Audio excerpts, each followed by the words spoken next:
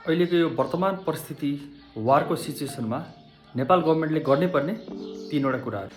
पहिलो कुरा भनेको वैदेशिक रोजबाट फर्किन चाहने, अहिले द्वन्द्वको कारणले गर्दा फर्किन चाहने युवाहरूलाई चाहिँ, युवा अथवा युवतीहरूलाई चाहिँ कसरी व्यवस्थापन गर्ने, कता मोबिलाइज गर्ने भन्ने एउटा प्लान। दोस्रो चिज चाहिँ गर्नुपर्ने कुरा के छ भने एग्रिकल्चर प्रोडक्सनलाई चाहिँ प्रमोट गर्ने। नेपालमा अहिले ट्रेन्ड के चलेछ भने खेतबारी बाँझो राख्ने, सहरतिर जाने अथवा विदेशतिर जाने।